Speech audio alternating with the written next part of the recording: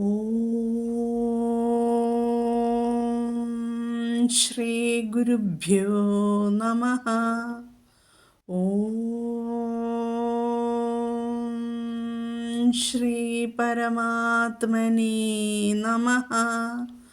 ഓം ശ്രീ ലളിതാംബികായൈ നമഃ. ഓം നമോ നാരായണായ. ഓം നമോ ഭഗവതേ വാസുദേവായ. നമസ്തേ സജ്ജനങ്ങളെ. കഴിഞ്ഞ പാഠഭാഗത്ത് 69 വരെയുള്ള ശ്ലോകങ്ങൾ പാരായണം ചെയ്യാനാണ് നമ്മൾ പഠിച്ചത്. ഇന്ന് നമുക്ക് 70, 71, 72 ശ്ലോകങ്ങൾ പാരായണം ചെയ്യാനായിട്ട് പഠിക്കാം. ശ്ലോകം 70. കാമദേവഃ കാമപാലഃ കാമീ കാന്തഃ കൃതാഗമഃ അനിർദ്ദേശ്യവപുർവിഷ്ണുർവീരോനന്തോ ധനഞ്ജയഃ. കാമദേവഃ കാമപാലഃ കാമീ കാന്തഃ കൃതാഗമഃ അനിർദ്ദേശ്യവപുർവിഷ്ണുർവീരോനന്തോ ധനഞ്ജയഃ. ഈ ശ്ലോകത്തിൽ 651 മുതൽ 660 വരെയുള്ള 10 നാമങ്ങളാണ് ഉള്ളത്. ആദ്യം നമുക്ക് പദച്ഛേദങ്ങൾ മനസ്സിലാക്കാം. കാമദേവഃ, കാമപാലഃ, കാമീ, കാന്തഃ, കൃതാഗമഃ, അനിർദ്ദേശ്യവപുഃ, വിഷ്ണുഃ, വീരഃ, അനന്തഃ, ധനഞ്ജയഃ. അങ്ങനെ 10 നാമങ്ങൾ. കാമദേവഃ എന്ന് പറഞ്ഞാൽ എന്താണ്? ധർമ്മം, അർത്ഥം, കാമം, മോക്ഷം ഇവയല്ലേ പുരുഷാർത്ഥങ്ങൾ. നമ്മൾ ഈ പുരുഷാർത്ഥങ്ങളെ ഇച്ഛിക്കുന്നു. അങ്ങനെ ഇച്ഛിക്കുന്നവരാൽ പ്രാർത്ഥിക്കപ്പെടുന്നവനാരാണ്? ഭഗവാനാണ്. അതുകൊണ്ട് കാമദേവൻ. ഇനി അടുത്തത് കാമപാലഃ. കാമം എന്നാൽ ആഗ്രഹമാണ് അല്ലേ? ഭക്തന്മാരുടെ ആഗ്രഹങ്ങളെ അതാത് സമയം സാധിപ്പിച്ചു കൊടുക്കുന്നവൻ ആയതുകൊണ്ട് കാമപാലഃ. കാമി, പൂർണ്ണകാമനാണ് ഭഗവാൻ. കാമങ്ങളെയെല്ലാം സഫലീകരിക്കുന്നവനാണ് ഭഗവാൻ. കാന്തഃ, കാന്തൻ സുന്ദരൻ. ഭഗവാൻ മനോഹരമായ രൂപത്തോടു കൂടിയവനാണ്, സുന്ദരനാണ്. ഇനി വേറൊരു അർത്ഥം കഹ എന്നാൽ എന്താണ്? ബ്രഹ്മാവ്. അന്തം എന്നാൽ അവസാനം. ബ്രഹ്മാവിൻ്റെ ആയുസ് എത്രയാണ്? ദ്വിപരാർത്ഥം, അതായത് 100 ബ്രഹ്മവർഷം. ബ്രഹ്മാവിനും അവസാനത്തെ നൽകുന്നവനാണ് കാന്തൻ. അടുത്ത നാമം കൃതാഗമഃ. ശ്രുതി, സ്മൃതി ഇത്യാദി ലക്ഷണങ്ങളായ ശാസ്ത്രങ്ങളെ നിർമ്മിച്ചവൻ. അനിർദ്ദേശ്യ വപുഃ, നിർദ്ദേശിക്കുവാൻ കഴിയപ്പെടാത്ത വപുസ്സുള്ളവൻ. വപുസ് എന്ന് പറഞ്ഞാൽ ശരീരം. അനിർദ്ദേശ്യ വപുഃ. വിഷ്ണുഃ. വിഷ്ണു സഹസ്രനാമത്തിലെ 2-ാമത്തെയും 258-ാമത്തെയും നാമം നമ്മൾ പഠിച്ചു, വിഷ്ണു എന്ന്. അവിടെ പറഞ്ഞു തന്നിട്ടുണ്ട്. ഇവിടെ ഇപ്പോൾ 657 3-ാമതും ഈ നാമം ആവർത്തിച്ചിരിക്കുന്നു. ആകാശത്തിലും ഭൂമിയിലും വ്യാപിച്ചിരിക്കുന്ന അത്യധികമായ കാന്തിയോട് കൂടിയവൻ എന്നിവിടെ അർത്ഥം എടുക്കാം. വീരഃ, ഗതി, വ്യാപ്തി, കാന്തി മുതലായവ ഉള്ളവൻ. ഗതി എന്നാൽ ഗമനശക്തി, വ്യാപ്തി എന്നാൽ വ്യാപനശക്തി, കാന്തി എന്നാൽ പ്രകാശശക്തി. ഇവ ഉള്ളവൻ വീരൻ. അനന്തഃ, അന്തത്തോടു കൂടാത്തവൻ. അന്തം എന്നാൽ എന്താണ്? പരിച്ഛേദം. അതായത് വ്യാപിത്വം, നിത്യത്വം, സർവാത്മകത്വം ഈ വക അവസ്ഥകളാൽ ദേശകാല വസ്തുക്കളാൽ ഇന്ന പ്രകാരമെന്ന് തീർച്ചപ്പെടുത്താൻ കഴിയാത്തവനാണ് ഭഗവാൻ. 10ാമത്തെ നാമം ധനഞ്ജയ, അതായത് 660ാമത്തെ നാമം ധനഞ്ജയ, ധനത്തെ ജയിച്ചവൻ. ദിഗ്വിജയ അവസരത്തിൽ വളരെയധികം ധനത്തെ ശേഖരിച്ചതുകൊണ്ട് അർജുനന് ധനഞ്ജയൻ എന്ന് പേര് ലഭിച്ചു. ഭഗവത്ഗീതയിൽ ഭഗവാൻ പറയുന്നുണ്ട്, പാണ്ഡവാനാം ധനഞ്ജയ, പാണ്ഡവന്മാരിൽ ധനഞ്ജയനായ അർജുനൻ ഞാൻ തന്നെയാണെന്ന്. അപ്പോൾ ഇനി ഈ ശ്ലോകത്തിലെ വിസർഗങ്ങൾ നമുക്ക് ശ്രദ്ധിക്കാം. എളുപ്പമാണ് അല്ലേ? കാമദേവ കാമപാലഹ, അപ്പോൾ വിസർഗം കഴിഞ്ഞിട്ട് കാ വന്നിരിക്കുന്നു ഇവിടെ. അടുത്ത കാമപാലഹ കാമി, അവിടെയും കാ വന്നു വിസർഗം കഴിഞ്ഞിട്ട്. കാന്തഹ കഴിഞ്ഞിട്ട് കൃതാഗമഹ, ഇവിടെ അപ്പോൾ 1, 2, 3 സ്ഥലങ്ങളിലും വിസർഗം കഴിഞ്ഞിട്ട് കാ വന്നിരിക്കുന്നു. അതുകൊണ്ട് ഈ വിസർഗ സ്ഥാനത്തെല്ലാം ഹ എന്നുച്ചരിക്കണം. ജിഹ്വമൂലിയാണ് അല്ലേ? കാമദേവ കാമപാല കാമി കാന്ത കൃതാഗമഹ. ഇവിടെ ശ്രദ്ധിക്കാനുള്ളത് എന്താണ്? കാമപാല പാ പറയണം. പിന്നെ കാന്ത ന കഴിഞ്ഞിട്ട് തായാണ്, അതും ശ്രദ്ധിക്കണം. കാന്ത കാന്ത. അത് കഴിഞ്ഞിട്ട് കൃതാഗമഹ, കൃതാഗമ, അപ്പോൾ കൃതാഗമഹ. അടുത്ത വരിയിലേക്ക് പോകാം. അനിർദ്ദേശ്യ വപുഹു, അനിർദ്ദേശ്യ വപു. അത് കഴിഞ്ഞിട്ട് വിഷ്ണുഹു വീരഹ അനന്തഹ അല്ലേ? ധനഞ്ജയ. അപ്പോൾ അനിർദ്ദേശ്യ, ശ്യ എന്ന് പറയണം, യകാരുണ്ട് അവിടെ. അനിർദ്ദേശ്യ വപു, അത് കഴിഞ്ഞിട്ട് രേഭം വന്നു, ഉകാരം വന്നതുകൊണ്ട് വിസർഗത്തിന് മുമ്പ് ഉകാരം വന്നു. അപ്പോൾ അനിർദ്ദേശ്യ വപുർ വിഷ്ണുർ, രേഭം തന്നെ, വീരോ, അത് കഴിഞ്ഞ് പ്രശ്ലേഷ ചിഹ്നം, അനന്തഹ, വീരഹ അനന്തഹ വീരോനന്തോ, കാരണം ഒരു മാത്രം നീട്ടി ചൊല്ലണം. വീരോനന്തോ ധനഞ്ജയ, ധാഘോഷം ധനഞ്ജയ. അനന്തനിലെ താ ശ്രദ്ധിക്കണം. അനന്തനല്ല, തായല്ല, നേ ദാ മൃദുവല്ല, നേ തായാണ്, അനന്തോ അല്ലേ? അപ്പോൾ ഒന്നും കൂടി ചൊല്ലിത്തരാം, ഇതെല്ലാം ശ്രദ്ധിക്കണം.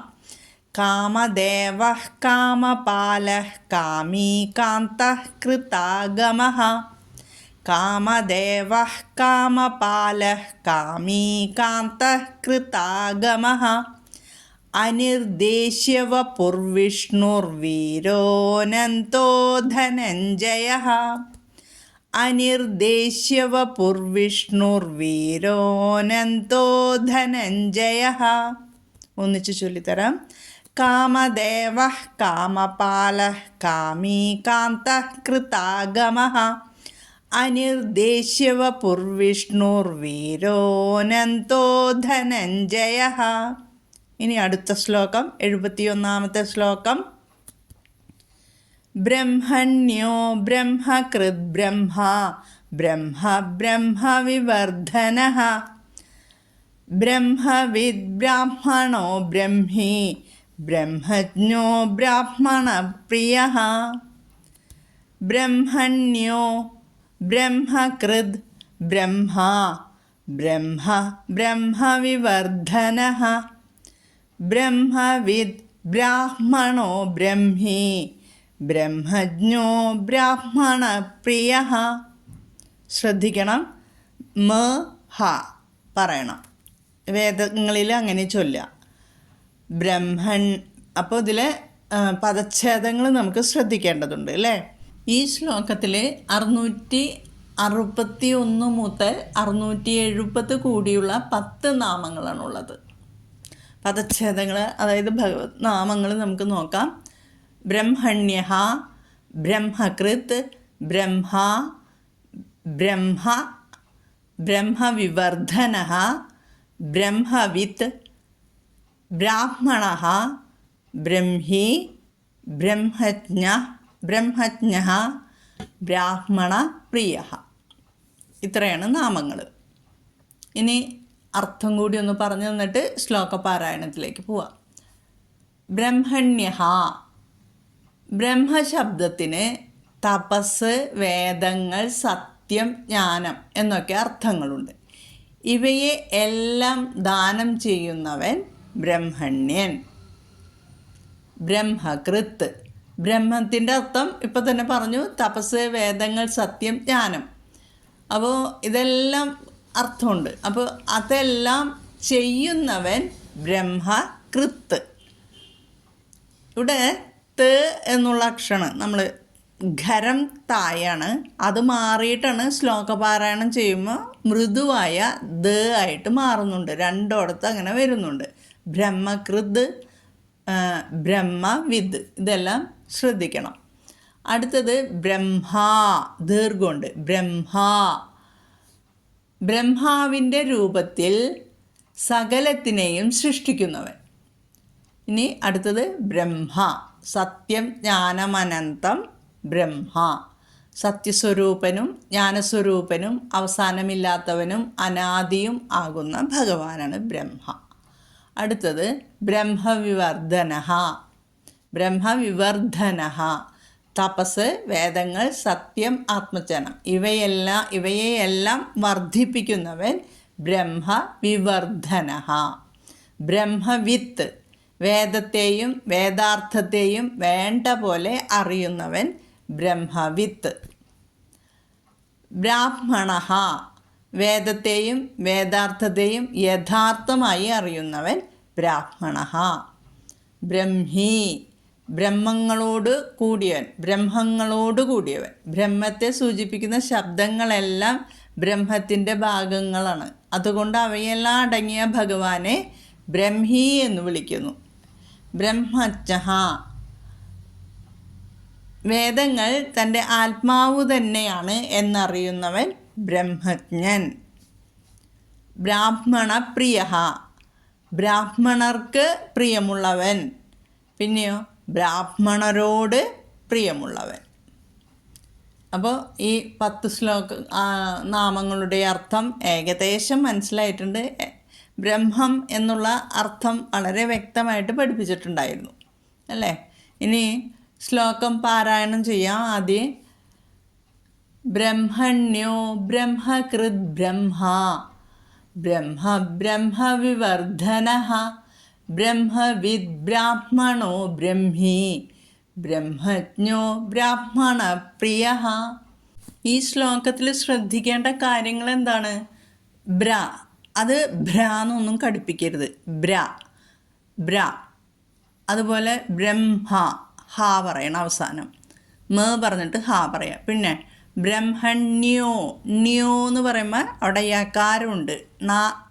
നോ അല്ല, ണ്യോ, യകാരം കൂട്ടണം. അടുത്ത വാക്ക് ബ്രഹ്മകൃത്, കൃതാണ്. ത മാറിയിട്ട് മൃദുവായി, ദ ആയി. പിന്നെല്ലാം വിവർദ്ധനഃ, ധ ഒന്ന് ഘോഷത്തിലേക്ക് വരണം. ബ്രഹ്മവിദ്, ബ്രാഹ്മണോ, ബ്രഹ്മി, ബ്രഹ്മജ്ഞോ, അത് ബ്രഹ്മജ്ഞോ, ബ്രാഹ്മണപ്രിയഃ. ഇത്രയേ ഉള്ളൂ. ഒന്നും കൂടി ചൊല്ലിത്തരാം. ബ്രഹ്മണ്യോ ബ്രഹ്മകൃത് ബ്രഹ്മ, ബ്രഹ്മ ബ്രഹ്മവിവർദ്ധനഃ, ബ്രഹ്മവിദ് ബ്രാഹ്മണോ ബ്രഹ്മി, ബ്രഹ്മജ്ഞോ ബ്രാഹ്മണപ്രിയഃ. ഇനി അടുത്ത ശ്ലോകം, അതായത് 72ാമത്തെ ശ്ലോകം. മഹാക്രമോ മഹാകർമ്മ മഹാതേജാ മഹോരഗഃ, മഹാക്രതുർമഹായജ്വാ മഹായജ്ഞോ മഹാഹവിഃ, മഹാക്രമോ മഹാകർമ്മ മഹാതേജാ മഹോരഗഃ, മഹാക്രതുർമഹായജ്വാ മഹായജ്ഞോ മഹാഹവിഃ. എളുപ്പമാണ് അല്ലേ? ഈ ശ്ലോകത്തിൽ 8 നാമങ്ങളാണുള്ളത്. 671 മുതൽ 678 കൂടിയുള്ള 8 നാമങ്ങൾ. ഇതിലെ പദച്ഛേദങ്ങളും വളരെ എളുപ്പമാണ്. മഹാക്രമഃ, മഹാകർമ്മ, മഹാതേജ, മഹോരഗഃ, മഹാക്രതുഹു, മഹായജ്വ, മഹായജ്ഞ, മഹാഹവിഹി. ഇത്രയേ ഉള്ളൂ. എല്ലാം മഹാ എന്ന് വെച്ചാൽ അറിയാലോ, മഹത്തായ അല്ലെങ്കിൽ വലിയ എന്നൊക്കെ അർത്ഥം വരും. മഹത്തായ. അപ്പോൾ അർത്ഥം ഒന്ന് ആദ്യം ഓടിച്ച് പറഞ്ഞു തന്നിട്ട്, മഹാക്രമഃ, മഹത്തായ പാദവിന്യാസമുള്ളവൻ. ക്രമഃ എന്നതിനെ ക്രമത്തിൽ, അതായത് നിയമമനുസരിച്ചുള്ള പ്രവൃത്തി എന്നും അർത്ഥമെടുക്കണം. ഭാഷ്യത്തിൽ പാദവിന്യാസമുള്ളവൻ എന്നാണ് പറയുന്നത്. പക്ഷേ ക്രമഃ എന്നുള്ളതിന് ഈ ഒരു പ്രവൃത്തി, അതായത് നമ്മൾ നിയമം അനുസരിച്ച് പ്രവർത്തിക്കില്ലേ, ആ അർത്ഥം എടുക്കാം. സങ്കീർണമായ ഈ ജഗത്തിനെ ശരിയായ രീതിയിൽ പ്രവർത്തിപ്പിക്കുന്നത് കൊണ്ട് മഹാക്രമൻ എന്ന് നാമം. മഹാക്രമഃ. അടുത്തത് 672 നാമം മഹാകർമ്മ, മഹത്തായ കർമ്മങ്ങൾ ചെയ്യുന്നതിനാൽ മഹാകർമ്മ. മഹാതേജ, വലിയ തേജസ്സുള്ളവൻ, മഹത്തായ തേജസ്സുള്ളവൻ. അടുത്ത നാമം മഹോരഗഃ. അവിടെ ശ്രദ്ധിക്കുക, മഹാനായ ഉരഗത്തിൻ്റെ ഇവിടെ മഹോരഗഃ എന്ന് പറയണം. ഉരഗം എന്ന് അവിടെ വരുന്നുണ്ട്, ഉരഗം. അപ്പോൾ മഹോരഗഃ, ഉരഗത്തിൻ്റെ സ്വരൂപമുള്ളവൻ. മഹാനായ ഉരകാരാണ്. ഭഗവത്ഗീതയിൽ ഭഗവാൻ പറയുന്നുണ്ട്, സർപ്പാണാമസ്മി വാസുകിഹി എന്ന്. ഞാൻ സർപ്പങ്ങളിൽ വാസുകിയാകുന്നു. അതുകൊണ്ട് മഹോരഗൻ എന്ന നാമം ഭഗവാൻ വന്നു. ഇനി മഹാക്രതുഹു, മഹത്തായ യാഗത്തെ മഹാക്രതു എന്ന് പറയുന്നു. മഹത്തായ യാഗം. യാഗങ്ങളിൽ വെച്ച് ഏത് യാഗമാണ് ശ്രേഷ്ഠം? അശ്വമേധം. ശ്രുതിയിൽ അശ്വമേധം ഭഗവന്മയമാണെന്ന് പറയുന്നുണ്ട്. അപ്പോൾ ഭഗവാൻ അശ്വമേധ സ്വരൂപിയായതുകൊണ്ട് മഹാക്രതുഹു. മഹായജ്വ, മഹത്തായ യാഗങ്ങൾ ചെയ്യുന്നവൻ. ആരോ അവൻ മഹായജ്വ. മഹായജ്ഞ, മഹത്തായ യജ്ഞത്തിൻ്റെ സ്വരൂപത്തോടു കൂടിയവൻ മഹായജ്ഞ. ഇനി മഹാഹവിഹി, മഹത്തായ ഹവിസ്സായിരിക്കുന്നവൻ. ഹവിസ് എന്നാൽ എന്താണ്? ഹോമദ്രവ്യം. ഇത്രയാണ് ഈ ശ്ലോകത്തിലെ അർത്ഥങ്ങളുള്ളത്. ശ്ലോകം ഒന്നും കൂടി പാരായണം ചെയ്തു തരാം. മഹാക്രമോ മഹാകർമ്മ മഹാതേജാ മഹോരഗഃ മഹാക്രതുർമഹായജ്വ മഹായജ്ഞോ മഹാഹവിഃ മഹാക്രമോ മഹാകർമ്മ മഹാതേജാ മഹോരഗഃ മഹാക്രതുർമഹായജ്വ മഹായജ്ഞോ മഹാഹവിഃ. ശ്രീരാമ രാമ രാമേതി രമേ രാമേ മനോരമേ സഹസ്രനാമ തത്തുല്യം രാമനാമവരാനനേ.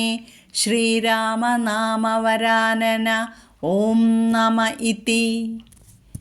ഹരിഃ ഓം. ഓം ശ്രീ ഗുരുഭ്യോ നമഃ. ഹരിഃ ഓം. അങ്ങനെ വിഷ്ണു സഹസ്രനാമ സ്തോത്രത്തിലെ 70, 71, 72 ശ്ലോകങ്ങളുടെ പാരായണം നമ്മൾ പഠിച്ചു. നല്ല അക്ഷരസ്ഫുടതയോടുകൂടി എല്ലാവരും പഠിക്കുക. അക്ഷരങ്ങൾ ദേവതകളാണ്. അതുകൊണ്ട് അക്ഷരസ്ഫുടത നിർബന്ധമായും ഉണ്ടായിരിക്കണം കേട്ടോ.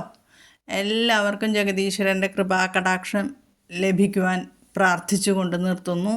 ഹരിഃ ഓം. ഓം തത്സത്.